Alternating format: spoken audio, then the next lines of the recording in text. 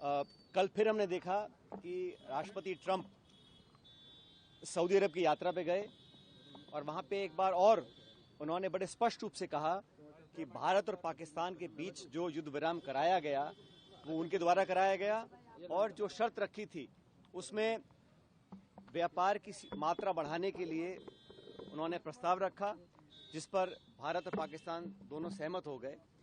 बार बार America के राष्ट्रपति जो ये बयान दे रहे हैं उसका अभी स्पष्ट, सटीक और उच्च स्तरीय लेवल पर कोई खंडन नहीं किया गया है।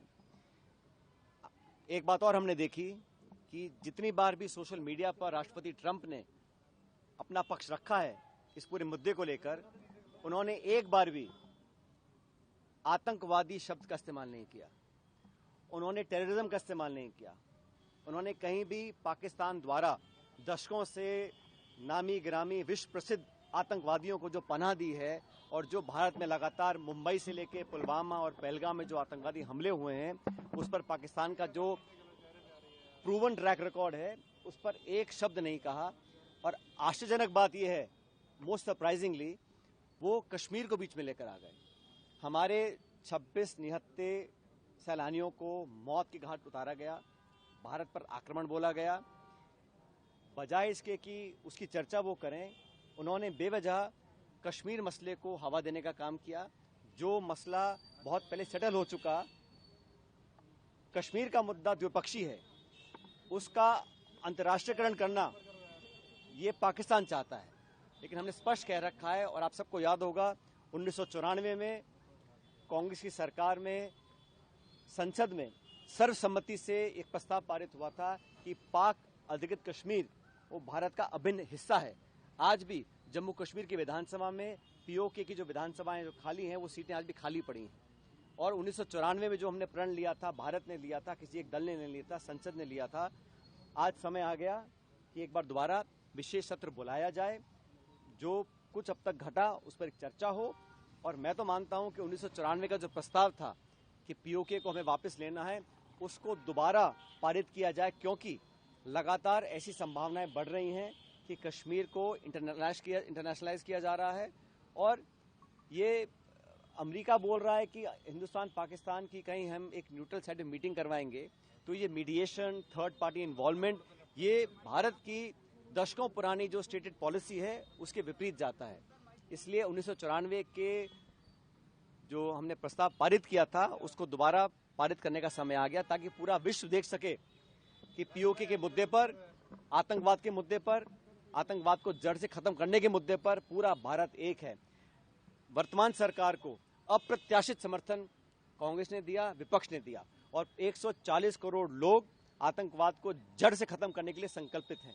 इसमें कोई किसी को डाउट नहीं होना चाहिए। लेकिन दुर्भाग्यवश जो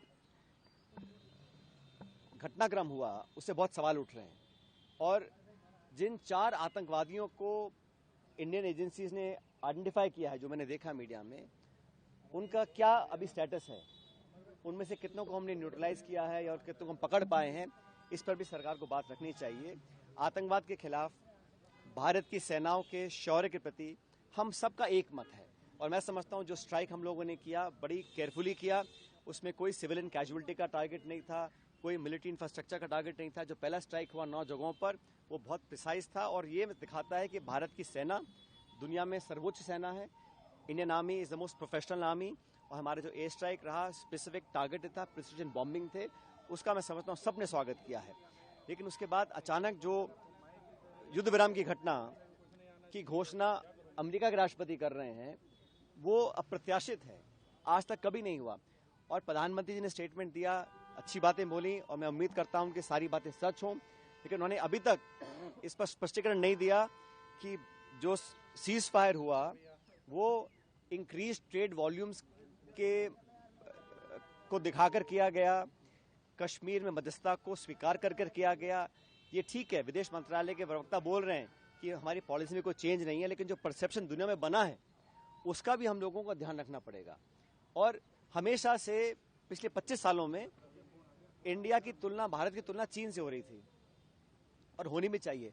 पाकिस्तान जो एक फेल्ड स्टेट है, जहां पे आईएसआई और आर्मी देश को कंट्रोल करते हैं, वहाँ की सरकारों में इतनी ताकत नहीं है कि वो अश्योरेंस दे सके। जो अभी सीज फायर हुआ है वो ऐसी क्या अश्योरेंस मिली है कि आने वाले समय में जो पाकिस्तान को आईएमएफ का लोन मिला है, जो अमेरिका उनसे इंक्रीज ट्रेड व्यापार की बात कर रहा है, जो उनके पास जो आर्थिक समृद्धि आएगी, क्या वो उस धन का, उस पैसे का दुरुपयोग करके दोबारा से आतंकियों को पनाह देने का काम नहीं करेंगे?